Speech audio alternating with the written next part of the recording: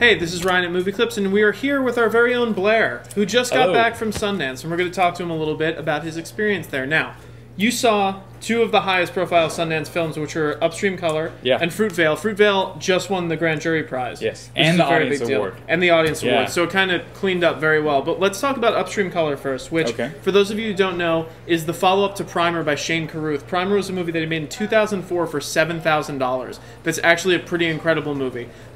So, Upstream Color, you saw it. Yeah, I had really high expectations. I love Primer, but Upstream Color exceeded them. It was really cool. Yeah, it's stylistically totally different than Primer. It's kind of, I felt like stylistically it was almost like, in a weird way, Terrence Malick meets Christopher Nolan. Okay. Because it's very like... Which just confused a lot of people. Yes. It's definitely a movie where if you're not paying attention, you will have no idea what is going on. Yeah.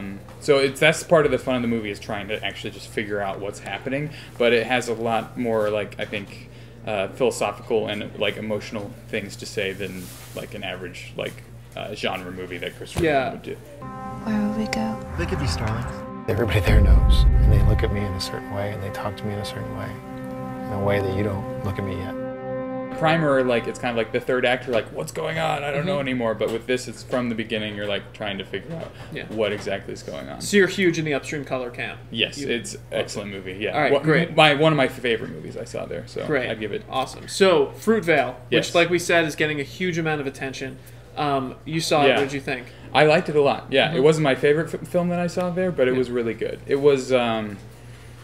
It's definitely a crowd pleaser. Like, I saw it with they did a panel with the director, and I think the audience really respond to it. There's not a dry eye in the house. And do you want to tell people a little bit like what the movie's about? Yeah, it's a true story of this guy in the Bay Area in Oakland in 2009 who was wrongfully shot by a cop on the train station on New Year's Eve, and it's basically just the last day of his life from the beginning to end. So I think what is amazing about the movie is it's purely it's purely a day in the life, just showing what he did that day and how he was trying to get his job back and working on his relationship with his girlfriend and his daughter and with his mom, and how he's trying to turn his life around.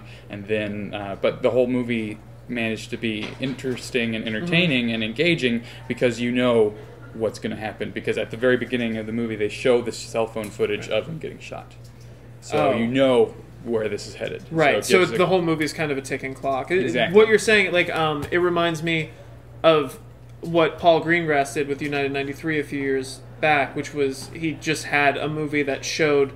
It didn't over dramatize anything. It was just literally a day in the life that happened to be a terrible day. Yes. Yeah.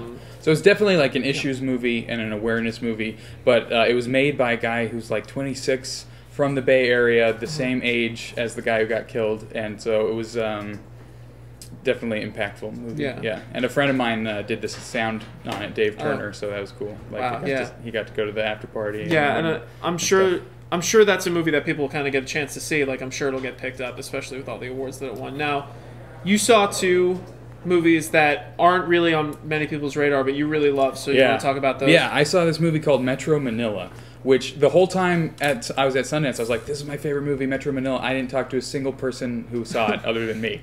So if you get a chance, watch Metro Manila. It's a Filipino language movie about this farmer who moves to the big city, looks for work, can't find a job. He has to move with his family into the slum, and so he eventually ends up driving armored cars, which is the most dangerous job in the city. So it's kind of part indie drama about poverty and part heist crime noir thriller, and it's really well done. Fantastic movie. Great. And the other one was Narcocultura, which is a U.S. documentary about the drug war in Mexico, especially about how there were 6,000 murders in Juarez, Mexico in 2010, and there were only like 1,000 in 2007, and now like the drug war there is just destroying the community. Wow.